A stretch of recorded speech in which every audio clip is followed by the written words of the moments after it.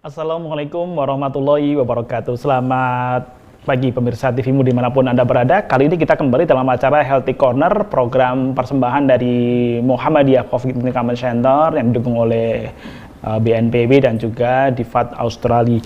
Dan kali ini kita akan berbincang mengenai salah satu tema yang menarik tentang penggunaan teknologi di dalam pelayanan kesehatan, terutama adalah telemedicine ya. Nanti yang kita akan diskusikan dengan narasumber kita.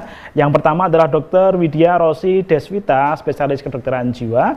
Beliau dari Fakultas Kedokteran Universitas Ahmad Dahlan Yogyakarta. Dan yang kedua adalah Dr. Malayanti, spesialis anestesi KIC. Beliau adalah Direktur Penunjang Medis Rumah Sakit Islam Jakarta Cempaka Putih. Dan kita akan sapa kedua narasumber kita. Yang pertama yang ada di studio, Dr. Widya Rosi Deswita. Assalamualaikum Dr. Widya. Waalaikumsalam warahmatullahi wabarakatuh. Terima kasih loh sudah bersama dengan saya di Healthy Corner, program TVmu. Ya, sama-sama Pak Budi, terima kasih sudah mengundang saya pada hari ini. Terima kasih Dr. Widya. Saya manggilnya apa ini? Manggil saya Mbak ya. Mbak Widya apa Mbak Rosi apa Mbak Dea. Mbak Dea ya, oke Mbak Dea ya. Baik, canggung. Namanya panjang kayaknya. Jadi bisa dipanggil Mbak Dea, Mbak Rosi, Mbak Dea. Oke, baik. Dan yang kedua adalah Dr. Malayanti, spesialis anestesi KIC. Assalamualaikum Dr. Malayanti. Waalaikumsalam warahmatullahi wabarakatuh. Ya, dokter, saya manggilnya apa nih? Dokter Mala apa Dokter Yanti? Dokter Mala boleh Pak. Dokter Mala ya? Ya. Baik. Dokter Mala, benar ya, Direktur Penunjang Medik ya? Iya Pak. Baik, terima kasih Dokter Malayanti atau Dokter Mala. Kita akan ngobrol-ngobrol tentang penggunaan teknologi di dalam pelayanan kesehatan di era pandemi COVID-19 ini ya. Kita tahu bahwa saat ini COVID-19 masih tinggi angkanya, baik itu yang ada di DKI, di Jogja maupun Jawa Timur terutama, dan juga di Indonesia secara umum. Dan tentu kemudian pelayanan kesehatan sudah mulai berpikir bagaimana kemudian memfasilitasi pelayanan kesehatan berbasis teknologi. Walaupun sebenarnya dulu sudah mulai dirintis penggunaan teknologi seperti kemudian sudah mulai merambah untuk penggunaan paperless, yang dulunya by manual harus banyak nulis di kertas sudah mulai paperless untuk perekam medisnya, dan sekarang kita sudah mulai banyak menggunakan konsultasi kesehatan by teknologi. Nah, untuk itu kita akan berbincang dulu dengan Dr. Mala. Dr. Mala, pengalaman Rumah Sakit Islam Cempaka Putih, saya mendengar bahwa Cempaka Putih ini sudah mulai menggunakan basis teknologi untuk pelayanan kesehatan. Bisa dong disaringkan seperti apa sebenarnya yang telah dilakukan di Rumah Sakit Islam Cempaka Putih Jakarta. Silakan dokter. Ya, baik, terima kasih Pak Budi. Assalamualaikum warahmatullahi wabarakatuh untuk pemirsa di seluruh Indonesia. Jadi mungkin ini saya sharing saja pengalaman kami di Rumah Sakit Islam Jakarta Cempaka Putih. Sebenarnya kami sudah cukup lama ya menggunakan teknologi atau IT ini untuk operasional kami sehari-hari. Dulu mulai dengan smart, kita untuk keuangan dan lain-lain, termasuk adalah rekam medik elektronik. Jadi memang rekam medik elektronik ini sangat bermanfaat dan sangat memudahkan, apalagi saat ini dalam kondisi wabah COVID-19 ini, di mana tentu kita dalam pelayanan konsultasi dan lain-lain kita arahkan ke telemedicine. Nah, ini sangat membantu sekali teknologi IT yang memang sudah kita gunakan. Artinya kami sudah mempunyai dasar-dasar itu, sehingga lebih mudah untuk mengaplikasikannya. Begitu Pak Budi. Oke. Dan tentu ini menjawab juga kebutuhan dari masyarakat secara umum ya. Pernah nggak kemudian rumah sakit mencoba untuk menggagas survei kepada masyarakat mengenai apa sih sebenarnya yang dibutuhkan masyarakat di era saat ini ya, terutama di era pandemik ini, yang kemudian tentu banyak masyarakat yang agak segan untuk ke rumah sakit, Dokter Mala? Betul sekali Pak. Sebenarnya ini menjawab istilahnya dampak dari wabah COVID-19 ini, baik terhadap rumah sakit maupun terhadap masyarakat penerima layanan. Terhadap rumah sakit tentu saja dari data yang kami punya itu terjadi penurunan Pak, penurunan dari sisi kunjungan dan lain-lain ya, terutama adalah di di area telemedicine ini adalah tentu kunjungan di rawat jalan, atau poliklinik. Nah itu rata-rata hampir semua rumah sakit pasti turun datanya. Dan di rumah sakit kami pun turun hampir 50%. Itu sekitar data yang kami dapat sekitar mulai turun itu sekitar bulan Maret, kemudian April itu rata-rata turun hampir 50%. Nah tentu itu berdampak terhadap keuangan rumah sakit atau kondisi keuangan, itu satu sisi. Yang sisi yang lain adalah layanan terhadap masyarakat yang membutuhkan kan artinya terganggu karena mereka ada kekhawatiran, takut untuk datang ke rumah sakit. Yang kedua memang juga ada anjuran kalau dengan adanya stay at home ya kalau tidak perlu sekali tidak usah keluar rumah dan lain-lain, atau PSBB yang perkembangannya yang sekarang tentu akan membuat pasien itu khawatir Pak untuk datang ke rumah sakit. Nah sehingga untuk pasien-pasien yang sasaran awalnya memang kita untuk pasien-pasien yang harus berobat rutin ya, di mana dokter juga sudah mengenal pasiennya, sudah tahu kondisinya. Nah itu kita arahkan untuk dilakukanlah layanan telemedicine ini, di konsultasi telemedicine. Begitu Pak Budi. Iya, baik. Makasih Dokter Mala. Saya ke Dokter Dea nih. Dokter Dea, selain di FKUAD, Dokter Dea di mana sih? Selain di FKUAD, saya juga di Rumah Sakit Hermina Jogja dan saat ini juga mitra dari Polda DIY. Baik. Dokter Dea, tetapi tentu kita akan berbicara mengenai kapasitas Dokter Dea di FKUAD ya. Kalau kemudian mencermati mengenai ini kan kita angkat tentang penggunaan teknologi ya. Saya kira UAD juga sangat leader dalam konteks teknologi ya. Rektornya kan salah satu expert ahli di bidang teknologi informasi ya. Sebenarnya seberapa besar kemudian masyarakat di era pandemik ini membutuhkan teknologi di dalam basis-basis pelayanan apapun begitu? Ya, justru di era pandemi ini sangat membutuhkan banget ya. Karena gimana ya, kita semua di rumah gitu ya. Apalagi yang menghibur kita selain teknologi ya. Nah sekarang juga pelayanan semua menggunakan teknologi.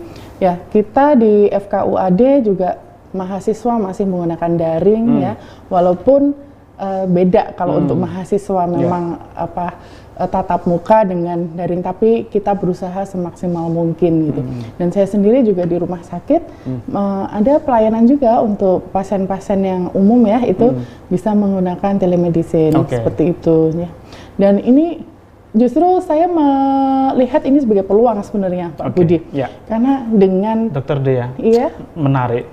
Saya senang, tapi tentu kita akan break karena ada iklan yang mau lewat dulu. Siap. Baik, Dokter Mala dan Dokter Dea, kita akan kembali selepas yang satu ini.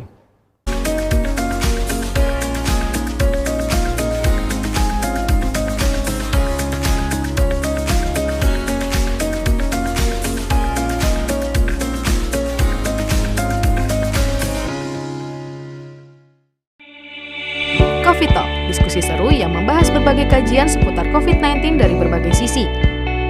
Menghadirkan narasumber-narasumber yang berkompeten di bidangnya. Coffee Talk hadir memberikan informasi mencerahkan dengan pembahasan tema-tema menarik. Simak terus ya Coffee Talk persembahan Muhammadiyah COVID-19 Comment Center, live di akun-akun resmi Muhammadiyah COVID-19 Comment Center. Sebagai upaya pencegahan penyebaran COVID-19, langkah penyemprotan disinfektan di berbagai tempat terus dilakukan. Muhammadiyah COVID-19 Comment Center bekerja sama dengan berbagai pihak melakukan penyemprotan disinfektan di berbagai tempat, seperti fasilitas umum, tempat ibadah, dan sekolah-sekolah. Sampai saat ini, penyemprotan disinfektan telah dilakukan di 48.954 titik, di antaranya 10.422 tempat ibadah, 32.092 fasilitas umum, 5.959 sekolah, serta 481 gedung amal usaha Muhammadiyah. Ingat, disinfektan hanya untuk benda mati dan simak panduannya di Instagrammu COVID-19. Tetap jaga jarak, jaga kebersihan, selalu cuci tangan dan menggunakan masker. Bersatu perangi Corona.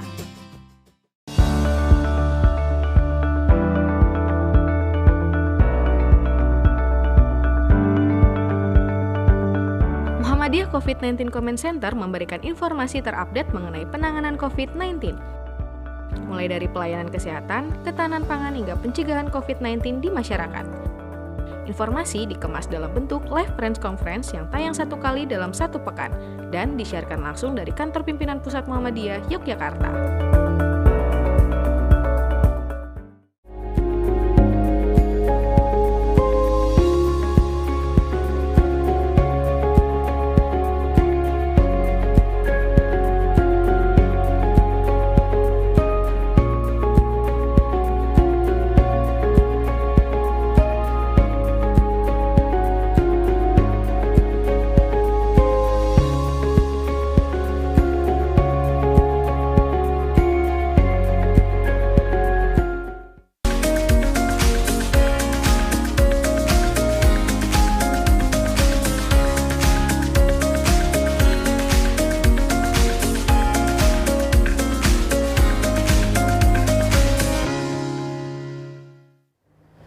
Baik, masih di Healthy Corner, program TV-mu dan juga MCC PP Muhammadiyah. Kita masih kembali berbincang dengan Dr. Dea ya. Tadi sempat agak terpotong kita terkait dengan beberapa hal pengalaman Dr. Dea sendiri dalam pelayanan kesehatan menggunakan teknologi ya. Tadi kita sempat membahas mengenai bagaimana kemudian salah satu di Muhammadiyah ini kan selain di Cempaka Putih, di UAD ini juga base teknologinya kuat banget nih, banter banget nih. Apalagi rektornya memang sangat concern di urusan teknologi informasi. Nah, Dr. Dea, tadi kita kembali mengenai sejauh mana kemudian teknologi itu mampu menjembatani kebutuhan masyarakat tadi. Mungkin bisa dilanjut, Dr. Dea. Saya melanjutkan tadi apa yang saya bicarakannya, bahwa ternyata ada hikmah di balik pandemi ini yang luar biasa. Khususnya saya dari bidang kesehatan jiwa ya, ini menjadi satu peluang untuk lebih mensyiarkan tentang kesehatan jiwa ini kepada masyarakat luas. Karena selama ini kan kesehatan jiwa sendiri masih kuat ya stigmanya di Indonesia ini. Pasien kalau dirujuk ke dokter jiwa gimana sih? Ya, Pak Budi kalau misalnya periksa terus saya rujuknya ke spesialis jiwa gitu, respon pertamanya biasanya, wah saya nggak gila. Nah, iya betul. Ini kok saya yang pasien, yang ngantar aja kan, udah ya kamu berangkat sendiri ya, aku di sini ya, aku di sini ya, udah ya, aku di sini ya, dadah gitu ya. Iya betul. Nah jadi saya melihat ini peluang yang bagus, apalagi di era pandemi ini kasus-kasus yang berhubungan dengan kejiwaan ini juga meningkat ya? Ya meningkat. Jadi orang lagi membicarakan nih, wah gara-gara di rumah aja, gara-gara pandemi cemas, depresi. Nah, lagi trennya lagi naik. Nah, ini jadi saya memang memanfaatkan media sosial ini untuk semakin mensyiarkan secara luas, karena dengan online ini semua orang dimanapun bisa melihat kita. Jadi ini sebenarnya ada hikmah-hikmah positif juga yang bisa kita ambil. Ya.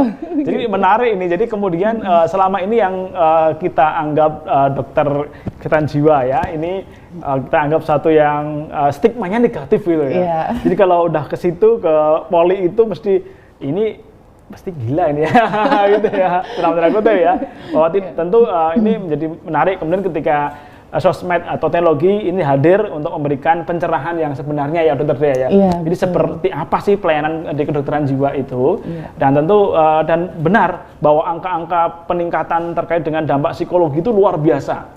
Ini meningkat tajam. Bagaimana kemudian di awal fase ketika kemudian muncul panic buying ya, orang berlomba-lomba harus segera memenuhi kebutuhannya, jangan-jangan nanti habis gitu ya. Kecemasan meningkat, kemudian setelah sekian lama di rumah, wah stres muncul ini, konflik orang tua, anak dan sebagainya. Dan itu memang demikian ya, sehingga kemudian teknologi ini mampu menjembatani karakternya ya. Betul, ya. Nah, kalau tadi Dokter Mala menceritakan memang tren pasien turun ya jumlahnya, tapi untuk khusus jiwa ini bertahan malah cenderung meningkat sebenarnya. Terutama banyak sekali pasien cemas, depresi ya, itu yang kemudian bertambah jumlahnya gitu. Jadi sisi lain yang lain turun, sisi lain kemudian yang ini naik ya. Baik, saya kembali ke Dokter Mala ya. Dokter Mala, bentuknya seperti apa saja sih kemudian penggunaan perangkat teknologi di dalam memfasilitasi pelayanan kesehatan, terutama mungkin Dokter Mala bisa sharing pengalaman di Rumah Sakit Islam Cempaka Putih Jakarta. Baik Pak Budi, jadi mungkin saya tambahkan sedikit. Keuntungan yang didapat oleh pasien kalau menggunakan telemedicine ini, yaitu pertama adalah rasa aman ya, karena kan nggak keluar dari rumah. Jadi dan semua orang saya rasa sekarang sudah menggunakan sudah mempunyai bisa menggunakan handphone yang smartphone lah ya istilahnya, yang bisa siapapun. Mungkin kalau orang tua yang sepuh dia punya anak milenial ya, bisa membantu lah istilahnya. Jadi artinya teknologi itu semua sudah menguasai. Kemudian yang kedua, yang pertama keuntungannya adalah dia tidak perlu datang ke rumah sakit. Artinya dari sisi rasa aman tadi, secara psikologis. Yang kedua tentu bisa menghemat dari biaya transportasi yang harusnya datang ke rumah sakit, misalnya harus pakai taksi atau dengan kendaraan sendiri dan lain-lain. Yang ketiga bisa menghemat waktu tentu saja. Dan yang keempat, dari sisi menghemat waktu pun pasien nanti kalau di pengalaman di tempat kami, Pak Budi, pasien sudah bisa nanti langsung menerima obatnya di rumah. Bahkan nanti kami rencana akan melakukan pengembangan dari telemedicine ini, kita ada layanan untuk pengambilan sampel laboratorium ke rumah bila diperlukan, tapi tentu dengan radius tertentu gitu. Itu satu sisi. Jadi yang sudah kami manfaatkan di sini adalah kita menggunakan teknologi telemedicine ini dengan sebenarnya sederhana, kita mengkonekkan saja dengan medsos ya, kita menggunakan WhatsApp video call, kemudian kita koneksikan dengan nanti dengan sistem yang ada di rumah sakit, seperti itu. Oke, dokter bisa nggak cerita secara teknis begitu ya, kalau misalnya pasien itu ingin, baik. Ya. Iya. Baik. Secara teknis, jadi nanti pasien kita mempunyai admin, Pak. Sistemnya menggunakan video call WhatsApp. Ya. WhatsApp. Kemudian nanti pasien kita mempunyai admin, ada 4 admin di nomor WhatsApp tersebut. Jadi nanti pasien itu bisa menghubungi kami melalui nomor WA tertentu. Nah, kemudian dari itu pendaftaran secara umum. Nah, nanti akan dibagi 2, apakah dia pendaftaran yang mau datang ke rumah sakit atau mau menggunakan layanan telemedicine. Nah, kalau dia ingin menggunakan layanan telemedicine, nanti akan kita oper lah istilahnya ya, kita operkan ke admin 2, di mana nanti admin tersebut akan langsung menelusuri atau mempersiapkan pasien itu untuk telemedicine. Karena memang harus ada inform consent sebelumnya, jadi ada tahapan yang harus dilalui, termasuk adalah penjelasan mengenai telemedicine, lalu membuat inform consent dulu bahwa pasien tersebut bersedia mengikuti program telemedicine. Kemudian juga nanti mungkin persyaratannya akan diberitahu mengenai jadwal dokter dan lain-lain. Kemudian yang harus dilaksanakan adalah melakukan transfer dulu untuk konsultasi, Pak. Nah, jadi setelah transfer konsultasi semua sudah fix, oke. Kemudian dimasukkanlah ke dalam jadwal untuk konsultasi dengan dokter spesialis. Biasanya kita anjurkan itu sehari sebelumnya mendaftar. Tapi kadang-kadang ada pasien yang memang mungkin karena kebutuhan yang mendesak, dia minta pada hari H, tapi tentu saja kita harus berkomunikasi dulu dengan dokternya apakah bersedia untuk melakukan layanan. Seperti itu. Nah, setelah nanti dilakukan konsultasi atau konsultasi melalui video call, kemudian dokter melalui sistem yang ada di rumah sakit akan menginput. Karena ini dokter ada di rumah sakit ya Pak, jadi ada 2, dokter yang ada di rumah sakit dan dokter yang di rumah prakteknya. Nah, kalau dokter ini ada di rumah sakit, langsung beliau nanti akan memasukkan pada saat konsultasi itu data-data atau hal yang diperlukan ke dalam rekam medik elektronik, kemudian termasuk obat-obat yang akan diberikan. Nah, nanti langsung obat-obat itu akan terhubung ke apotik. Nah, nanti apotik akan mempersiapkan obatnya. Nah, setelah konsultasi nanti akan ada komunikasi dengan admin 3 atau admin 4, maaf, karena admin 3 ini kita ada 2 ya Pak ya. Jadi telemedicine ini alhamdulillah awal-awal kita gunakan hanya untuk pasien pribadi dulu. Nah, tetapi kemudian dalam perjalanan itu bulan April ya, bulan Mei kita sudah mulai menjajaki kerjasama dengan asuransi atau perusahaan. Perusahaan asuransi ini kita sudah ada dengan kerjasama dengan Lipo dan yang besar adalah InHealth. Ini sudah mulai berjalan dari mulai Mei dan Juni ini sudah mulai running well. Nah, jadi ada 2 admin, karena kalau untuk pribadi mungkin tidak terlalu rumit ya, karena kalau yang untuk pasien jaminan itu memang harus konfirmasi dulu ke perusahaannya apakah oke, dijamin, kemudian batasan penjaminannya seberapa atau jatahnya seberapa sih gitu. Seperti itu Pak. Ya itu yang harus kita komunikasikan. Nah setelah pasien itu setelah dikonsultasi dan kemudian kita informasikan obat-obatan yang diberikan oleh dokter dan kira-kira harganya berapa, nah ini kita komunikasikan kembali ke pasiennya.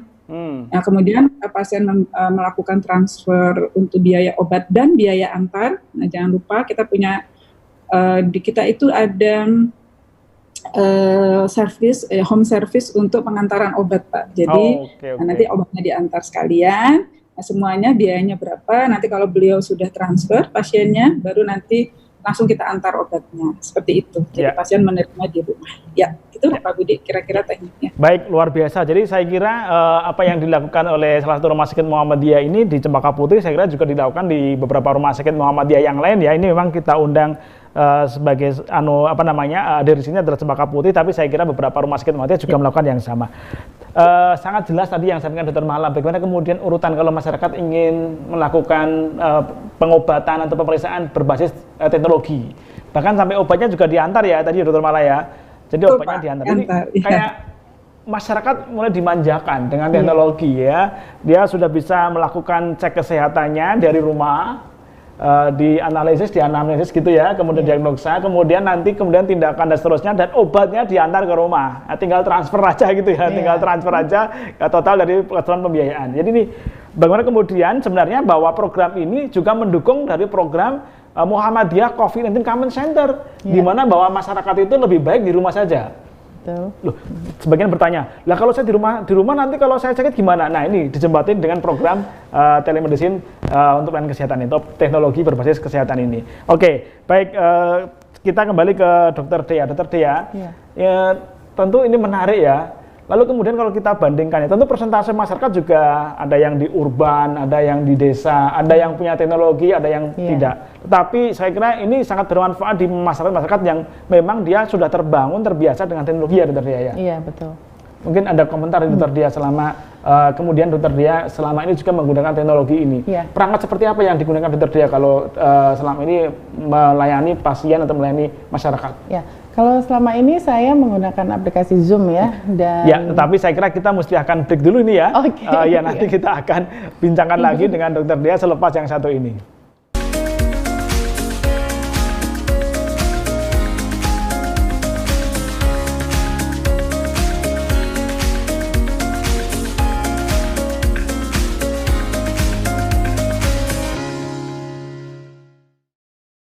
Suara Muhammadiyah sebagai amal usaha resmi Muhammadiyah hadir untuk menjadi bagian jamaah Muhammadiyah dalam memfasilitasi kebutuhan perjalanan dan pendampingan ibadah umroh jamaah Muhammadiyah.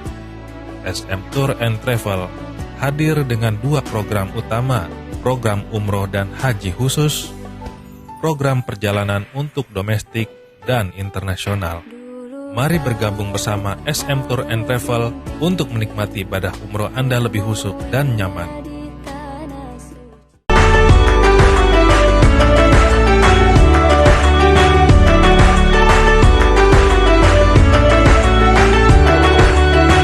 Dampak COVID-19 terasa jelas di sektor ekonomi, terutama kebutuhan pangan masyarakat. Muhammadiyah COVID-19 Command Center dari pusat, wilayah, daerah, cabang hingga ranting telah membagikan paket sembako kepada masyarakat terdampak COVID-19.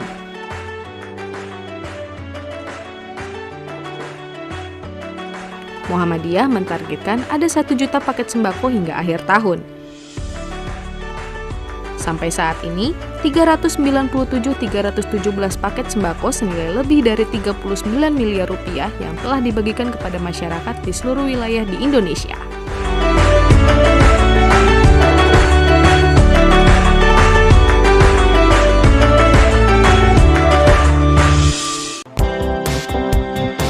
Muhammadiyah COVID-19 Command Center telah membagikan ribuan masker kepada masyarakat di berbagai wilayah di Indonesia sebagai salah satu upaya untuk mencegah penyebaran COVID-19 di masyarakat.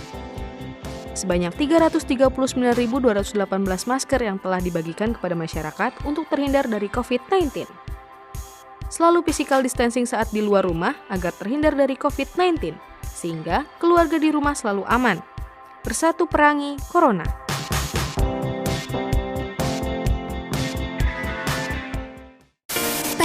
televisi Anda bermasalah atau kurang jernih? Sudah saatnya Anda mengganti antena UHF Anda dengan decoder Cavision Cartens. Selain harga terjangkau dan tayangan yang jernih, Anda dapat menyaksikan puluhan channel nasional dan internasional gratis selamanya. Anda juga dapat menyaksikan tayangan olahraga dunia. Tunggu apa lagi? Ganti sekarang juga. Cavision on terus.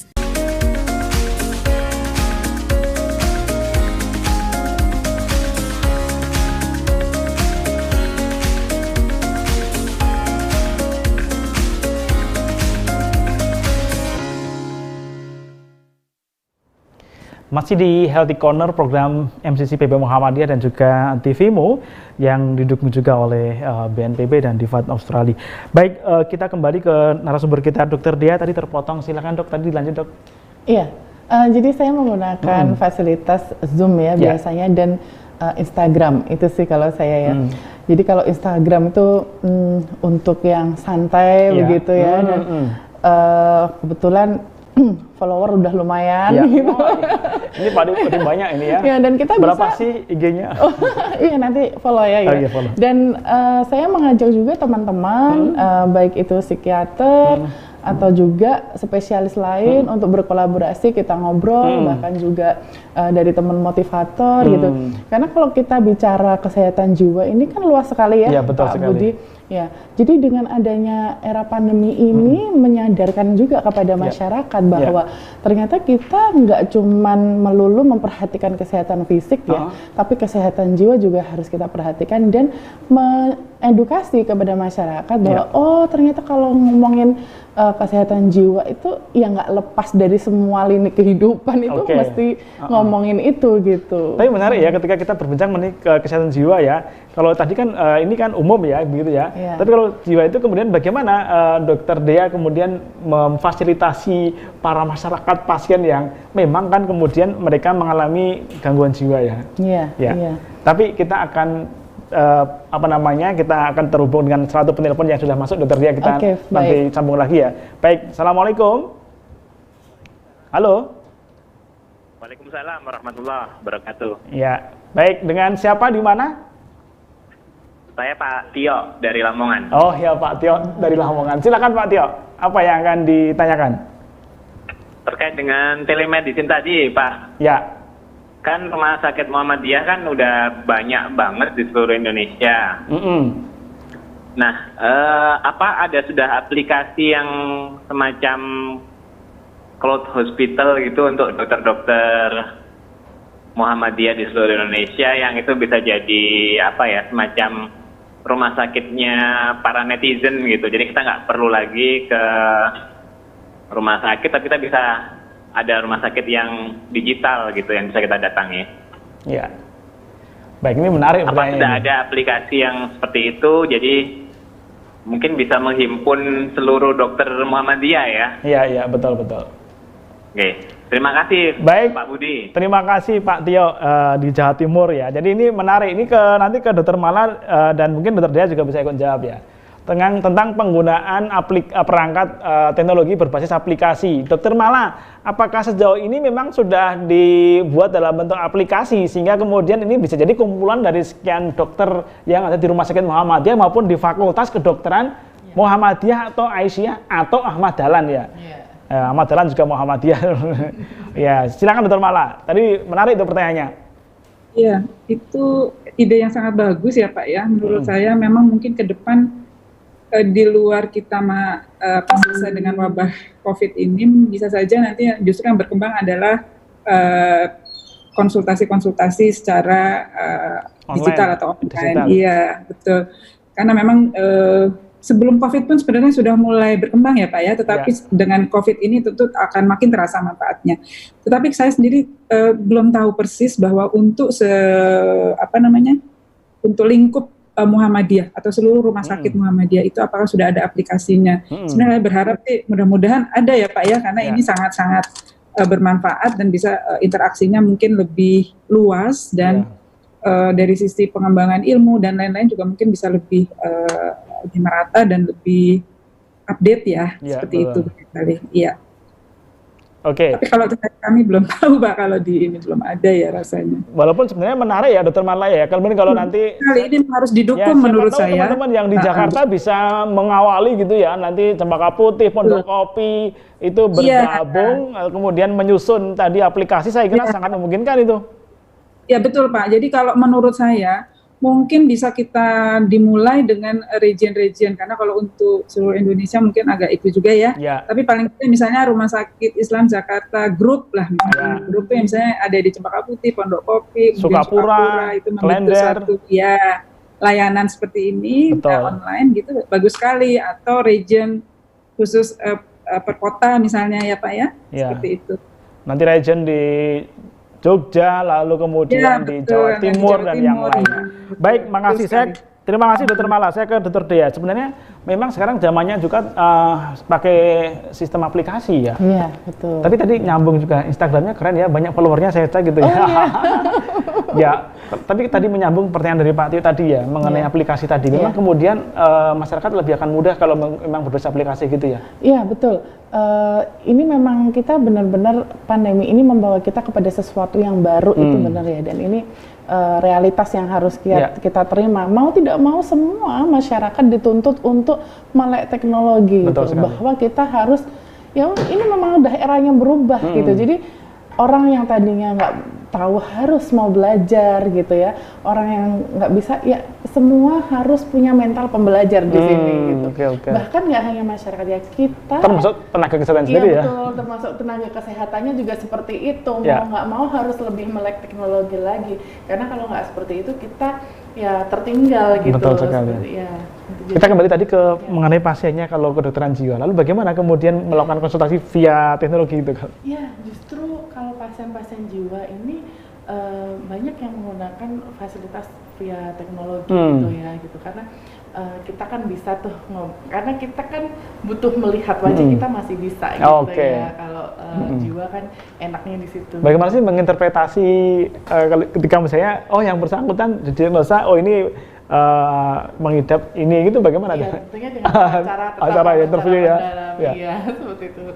Lalu kemudian tindakan dan terapinya, dokter?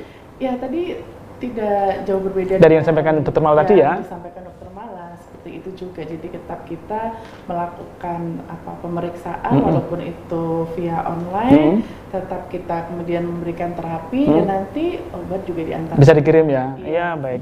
Jadi memang era yang sangat mudah sebenarnya ya. Jadi hikmah di balik pandemi ini luar biasa terkait dengan bagaimana kemudian penggunaan teknologi itu mampu menjembatani kebutuhan masyarakat secara luas. Ini poin pentingnya begitu ya. Sehingga kemudian protokol yang telah dikeluarkan oleh Muhammadiyah maupun pemerintah itu bisa kemudian dijalankan dengan baik. Seperti misalnya jangan berkerumun di tempat publik. Kan ketika mereka bisa dari rumah tidak perlu keluar rumah untuk berkerumun juga. Kemudian mereka tetap bisa menjaga jarak. Lalu yang utama tentu adalah mereka berkontribusi untuk memutus rantai penyebaran virus corona itu sendiri. Dan ini satu lagi Pak Budi. Memberikan ketenangan ya, tadi seperti yang dikatakan Dokter Mala gitu, bahwa dengan mereka di rumah dan tetap bisa berkonsultasi ini memberikan ketenangan, karena kalau tidak di rumah sakit kemudian banyak yang sakit berkerumun menunggu itu. Kalau rumah sakitnya besar mungkin nggak masalah, tapi kalau rumah sakitnya tidak besar, mau nggak mau mereka susah untuk social distancing. Ini menambah kecemasan juga gitu, apalagi kalau sebelahnya batuk-batuk ya. Dan akhirnya pasiennya kedokteran jiwa naik lagi ya. Iya gitu. Oke, ya menarik ini. Dokter Mala, lalu kalau kita hitung tentang efektivitas dan efisiensi di dalam sudut pandang masyarakat, pelayanan berbasis teknologi ini kalau menurut Dokter Mala apakah cukup efisien dan efektif, dan tentu tadi ya terkait dengan juga pembiayaan bagi masyarakat sendiri? Ya, saya rasa sangat efisien ya Pak ya. Pertama adalah tadi rasa aman tentu tidak bisa dihargai dengan uang ya nilainya. Rasa aman, rasa terhindar dari ketakutan dan lain-lain. Yang kedua adalah waktu. Nah tentu kita di sini akan betul-betul nanti akan di waktunya dia nggak perlu harus datang ke rumah sakit kan, itu perlu waktu untuk transportasi dan lain-lain, serta efisien dari sisi biaya tentu saja untuk transport dan lain-lain. Nah dan dengan kita memberikan fasilitas kemudahan-kemudahan. Tentunya tadi dengan pembayaran cukup dengan transfer. Kalau ada hal itu ada line untuk komunikasi. Kemudian tentu kalau ada hal-hal juga yang berhubungan dengan teknis yang diperlukan itu silakan ada layanan untuk menghubungi call center tertentu. Kemudian juga kalau perlu datang ke rumah sakit, kita 24 jam siap membantu. Seperti itu. Jadi memang rasa aman dan rasa nyaman pasien memang mungkin harus kita utamakan di sini. Iya, betul sekali ya. Jadi apalagi kemudian kalau kita lihat di Jakarta gitu ya, yang walaupun kemudian sekarang sudah mulai pelonggaran PSBB, tapi kepadatannya sudah mulai terasa ya kalau di Jakarta, apalagi di kota-kota besar ya, sehingga mereka menghemat tidak perlu kemudian harus melakukan perjalanan transportasi ke rumah sakit, tetapi cukup kemudian mereka dari rumah sudah bisa kemudian mendapatkan akses pelayanan kesehatan. Betul, dan obat sudah diantar, ya. Nah itu dia, obat sudah diantar juga ya. Dan pengantar obatnya juga petugas rumah sakit ya, Dokter Mala ya? Kalau di kami pengantar obatnya adalah petugas rumah sakit. Oke. Sehingga ada namanya home service, nanti mengantar obatnya ke rumah sakit. Tapi memang ada waktu itu yang agak jauh Pak, radiusnya jauh sekali. Waktu itu bahkan pasiennya dari, kalau nggak salah dari Parepare ya, itu pasien dokter jiwa, dokter dia mungkin ini ya. Jadi tapi untungnya dia minta diantar obatnya ke rumah saudaranya yang ada di Jakarta. Jadi mungkin entah bagaimana nanti sistemnya mereka mengirim. Tapi kalau memang diperlukan, kami bekerja sama dengan GoSend ya. Nah, kalau memang agak jauh sekali yang memang tidak terjangkau oleh home service kami, seperti itu Pak. Iya, tentu dengan komitmen kerahasiaan, keterjaminan dari obat agar tetap juga aman gitu ya, Dokter Mala ya. Sehingga sampai ke tujuan juga dalam kondisi yang masih baik. Dan petunjuk minum itu apa? Petunjuk penggunaan obatnya tentu juga sudah sudah juga dilakukan berbasis teknologi tadi itu ya, sehingga datang tinggal diminum sesuai dosisnya dan takarannya. Iya, betul. Baik, Dokter Dea, jadi selain tadi kemudian banyak perangkat teknologi yang digunakan, ada apa lagi sih kemudian yang bisa digunakan untuk menjembatani komunikasi dengan para masyarakat untuk di era ini mungkin? Ya, lewat mungkin pribadi bisa lewat WA, telepon gitu ya. Atau Zoom ya? Ya. Pernah nggak konsultasi bareng-bareng beberapa jamaah itu ya, beberapa pasien itu ya? Kalau untuk pasien secara bersama saya belum pernah. Belum. Biasanya kalau pasien kalau itu sawalan ya. Itu kalau kita Tapi kita akan break dulu ya tetap ya. Lagi-lagi kita akan jeda. Baik, kita akan kembali selepas yang satu ini.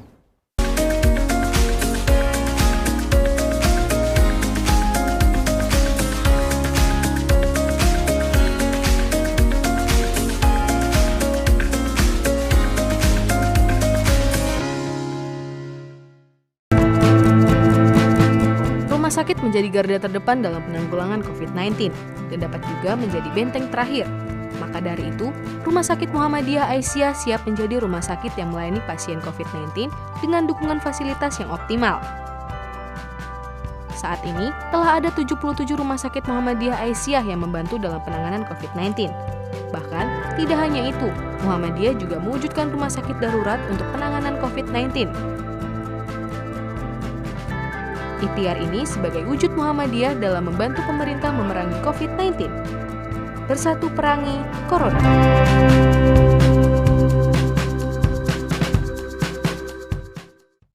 Batik Nasional Muhammadiyah sudah menjadi kebanggaan bagi setiap warga Muhammadiyah. Bahkan, pimpinan pusat Muhammadiyah secara resmi menggunakan batik nasional untuk pertemuan nasional maupun internasional. Dua kader Muhammadiyah, Iqbal dan Sarah, peraih medali emas di kejuaraan pencaksilat Asian Games, menjadi bagian ikon brand ambasador batik nasional Muhammadiyah. Kami bangga berbatik nasional Muhammadiyah. Untuk pemesanan lebih lanjut, hubungi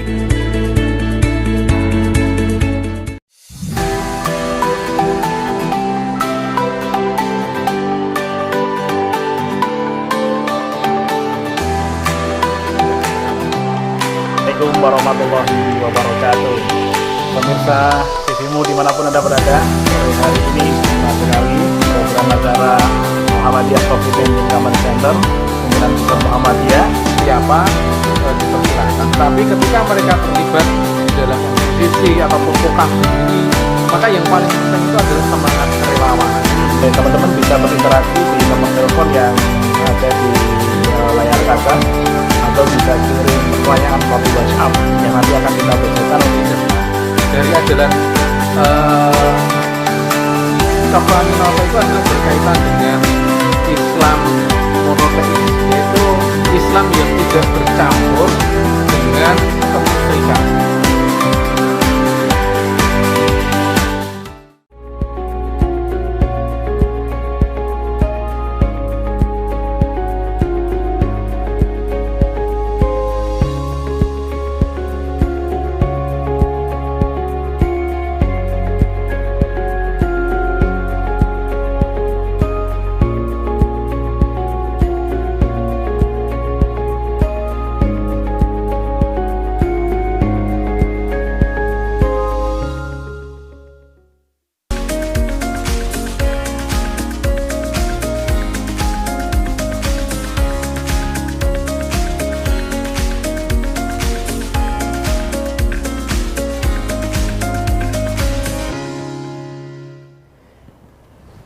Baik, tiba saatnya kita di segmen terakhir di program Healthy Corner dan kita akan berbincang kembali dengan dua narasumber kita, Dr. Widya Rosi Deswita atau Dr. Dea dan Dr. Malayanti.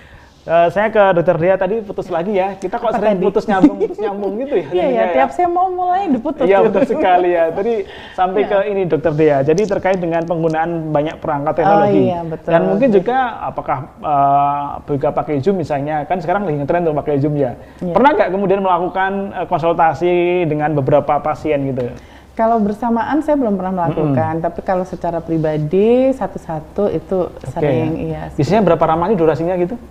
Sesuai kebutuhan ya kalau itu ya, karena berapa? Kan setiap ini berbeda-beda ya? Berbeda-beda gitu. Ada yang pengen, aduh ini Dokter Dea enak banget suaranya ya sampai tertidur gitu ya. Iya, pengantar tidur ya. Pengantar tidur ya. Saya juga pengen kayak itu, kemudian konsultasi dengan Dokter Dea, tiba-tiba udah tidur gitu ya. Ini jadi hipnotis nanti. Iya, nah iya kan beliau banget tuh ya. Jadi ada yang sampai berapa? Yang paling lama gitu sampai berapa? Sekitar ya 15 menit atau 20 menit itu ya. Oke. Iya. Ya betul. Dan paling pendek berapa ya? Paling pendek, kalau paling pendek ya rata-rata segitu sih ya, sampai jadi udahlah, aku kalau sudah ketemu dengan Dokter Dea udah dengar udah sembuh. Nggak ada. Ya, umumnya mereka curhat gitu ya, bisa sampai setengah jam juga. Jadi bisa curhat dong. Curhat dong Mama Dea. Ya jadi banyak gitu ya, lebih ke arah individu-individu karena memang lebih fokus ya. Dan juga tidak sungkan kalau mau bercerita ya.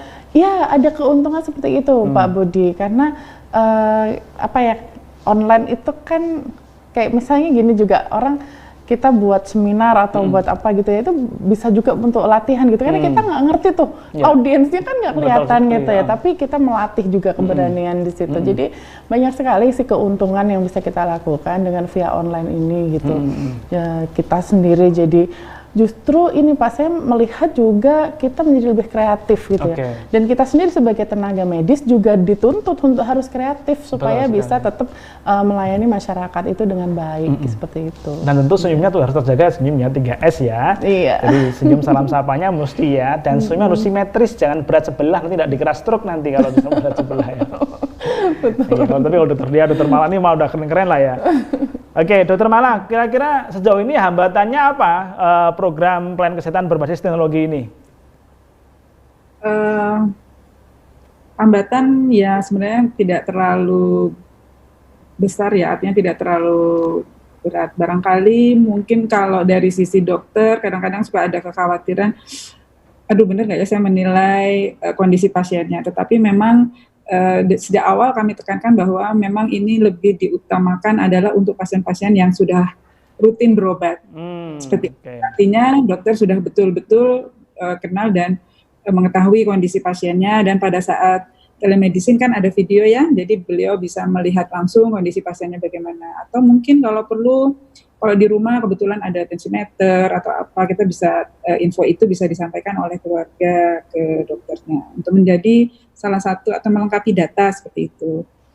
Tapi kalau pasiennya misalnya ada keraguan mengenai bagaimana menjudgment kondisinya atau ada hal-hal yang menurut dokter perlu evaluasi yang mungkin lebih teliti dan lain-lain, mungkin itu sejak awal kami sarankan untuk datang ke rumah sakit. Tentu kami sudah melakukan kampanye rumah sakit yang aman tadi sudah melalui protokol-protokol, kemudian kami pisahkan di Rumah Sakit Islam Jakarta Cempaka Putih itu area yang zona merah, kemudian zona yang hijau, sehingga dan ada screening tentu saja kalau dari luar semua melalui screening, sehingga relatif kita jaga keamanan untuk berkunjung ke rumah sakit.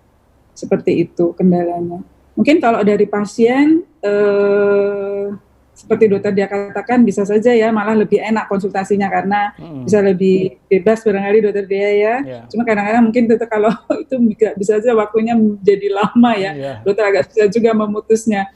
Itu juga salah satu menjadi kendala juga. Dokter pernah mengatakan, gimana ya kalau pasiennya ini ya. Itu pintar-pintarnya dokter untuk mengendalikan karena biar bagaimana dokter yang menjadi pengendali di sini. Kalau dari pasien mungkin justru banyak untungnya ya kalau menurut saya, kecuali tadi yang ada hal yang memang tidak bisa dilakukan secara online, artinya memang kondisi di mana pasien itu harus datang untuk penilaian atau judgement klinisnya. Tapi kalau dari itu sebenarnya dengan teknologi IT atau telemedicine ini justru kita kan tidak ada jarak lah istilahnya di sini, ya. Yang disebut jarak tuh jadi hilang. Ya, nah tadi seperti yang saya sampaikan ada pasien dari Parepare konsultasi jauh ya, jadi seperti itu akan lebih memudahkan. Sampai saat ini sih alhamdulillah kami belum menemukan kendala yang itu. Mungkin ada hal yang kecil ya, misalnya perlu bertanya, ini obatnya, kok saya setelah minum obat ini agak pusing ya, atau itu memang ada, tetapi kita membuka hotline atau layanan di mana pasien bisa berkomunikasi anytime. Jadi ada salurannya lah istilahnya ya, kalau pasien itu mengalami hal-hal yang dirasakan dia tidak nyaman atau apa, sehingga kita bisa langsung merespon, kemudian kita menghubungi dokternya, dan dokternya juga langsung memberi instruksi apa-apa. Misalnya tadinya 3x1, dikurangi 2x1 obatnya, seperti itu Pak. Oke. Baik, tadi saya menarik ya bahwa memang lebih baik kalau pasien atau masyarakat yang nanti akan menggunakan pelayanan berbasis teknologi telemedicine ini adalah pasien lama ya, bukan pasien baru ya, Dokter Mala ya. Karena kalau pasien baru tentu masih butuh pengenalan dulu ya. Kira-kira begitu ya, Dokter Mala ya? Ya, seperti itu Pak. Memang prefernya seperti itu. Tetapi bisa saja kalau pasien baru hanya ingin konsultasi dulu, misalnya, aduh saya ini betul-betul mau nanya dokter nih, kondisi saya ini gini seperti apa sih? Nah nanti dokternya akan membuat penilaian, apakah dia, ibu sebaiknya misalnya untuk datang ke rumah sakit, nanti saya praktek hari ini datang jam sekian, seperti itu membuat perjanjian. Tapi paling tidak ada saluran pasien itu bahwa saya ini udah konsultasi nih untuk pelayanan saya ini. Udah lega ya? Ada tenang. Udah lega gitu, udah ketemu dokternya lah ya. Iya. Udah ketemu dokter, udah lega pokoknya ya. Iya. Ya seperti anak saya itu kalau sudah ketemu dengan Dokter Sasmito spesialis anak itu ya. Itu baru ketemu aja, itu sudah sembuh gitu ya. Jadi sudah sembuh duluan gitu ya. Tapi kalau belum ketemu itu belum ada. Ini memang kehebatan dokter itu ya. Sugestinya di situ ya. Kalau ketemu, udah ketemu dengan Dokter Mala ini udah tenang lah ya pokoknya. Tapi kalau Dokter Mala kan spesialis anestesi, tukang bio sih. Semua. Rasanya tenang semua. Jadi jangan sampai baru Dokter Mala pegang jarum suntik, udah sembuh kok saya, ya nggak bisa, harus tetap ini ya. Menarik. Baik, Dokter Mala, lalu bagaimana dengan pemeriksaan penunjangnya sendiri, Dokter Mala? Iya, pemeriksaan penunjang tadi saya sampaikan bahwa kami sudah membuka layanan untuk dilakukan rencana pengambilan laboratorium. Ke rumah ya? Ya, ke rumah. Untuk pengambilan sampel darah ya? Ya, untuk sampel darah. Kalau yang terkait dengan perlu pemeriksaan radiologi dan lain-lain, tentu kita akan kirimkan kita foto. Jadi semua dalam bentuk digital. Permintaan untuk foto misalnya ronsen ya Pak ya. Misalnya kita minta untuk foto ronsen, dokter membuatkan, kemudian itu difoto, dikirim ke pasien. Nanti pada saat pasien datang ke rumah sakit, kan tentu kalau foto ronsen harus di rumah sakit ya. Tetapi dengan protokol yang tadi rumah sakit yang aman wajib, kemudian datang ya tinggal membawa itu saja, bahwa itu menjadi pengantar untuk dilakukan pada saat nanti petugas di bagian radiologi membuka filenya, dia sudah tahu, oh ya betul dokter memberikan instruksi untuk dilakukan pemeriksaan radiologi tertentu misalnya. Seperti itu kemudahannya. Ya, dan itu skala prioritas ya, semacam kayak jalan tol lah kalau ingin melewati di jalan gitu ya. Baik, ini menarik ya, jadi komprehensif sekali gitu ya. Bagaimana kemudian terkait dengan pendaftaran berbasis online, kemudian anamnesisnya tadi diagnosis juga berbasis online, kemudian penegakan diagnosis juga online, sampai kemudian penunjangnya juga kalau itu pengambilan sampel juga ke rumah. kemudian nanti dianalisis, kemudian hasilnya dan tindakan obatnya nanti dikirim ke rumah. Aduh, luar biasa ya, seneng kalau kayak gini masyarakatnya ya, semakin lama semakin rumah sakit jadi sepi ya kalau nanti kemudian masyarakat banyak menggunakan yang demikian ya. Jadi rumah sakit bukan sepi, rumah sakit jadi tenang. Ya, dan sebenarnya itu ya, jadi tidak banyak berkerumun banyak orang itu lah ya. Kembali bahwa kita sedang sudah masuk di era new reality. Ya. Jadi bukan kalau Muhammadiyah kan biasa menggunakan istilah new reality. Jadi ini adalah era yang memang kita harus beradaptasi dengan kondisi yang baru. Termasuk tadi, tidak usah banyak ke rumah sakit, udah di rumah saja ya. Nah, semoga nanti ini menjadi program bersama Rumah Sakit Muhammadiyah Aisyah se-Indonesia ya, sehingga nanti semuanya punya program sama, punya teknologi yang sama, sehingga kemudian mengedukasi kita bersama di era yang baru. Dokter Dea, ya tadi menarik ya, bahwa tentu kalau pasien baru juga agak susah ya. Iya, kalau pasien baru tadi seperti yang dikatakan Dokter Mala, untuk ketenangan awal yang boleh ya konsultasi tadi. Dan untuk juga kenalan dulu ya, dokter saya yang mana sih gitu ya. Iya. Tapi kalau memang diperlukan bertemu untuk sesuatu yang lebih dalam lagi, ya memang harus ke rumah sakit. Dan ini menuntut kejelian kita sebagai seorang dokter, Pak Budi. Jadi di sini sebagai seorang dokter dengan pelayanan online ini, tadi kata Dokter Mala, karena ada beberapa hal yang mungkin susah untuk kita lihat, kita periksa ya kalau secara online. Dan ini dokter harus pinter dan harus mengupgrade keterampilannya seperti itu. Makanya ya online ini bisa menjadi solusi, tapi juga kita tetap harus lebih jeli lagi dan meningkatkan keterampilan kita. Dan ya kalau memang diperlukan bertemu, ya nggak apa-apa, datang ke rumah sakit, tidak perlu cemas juga gitu. Dan insya Allah rumah sakit aman. Iya. Baik, terima kasih Dokter Dea, terima kasih Dokter Mala yang telah bersama dengan kami di Muhammadiyah COVID-19 Command Center untuk mengedukasi melalui program Healthy Corner di pagi hari ini.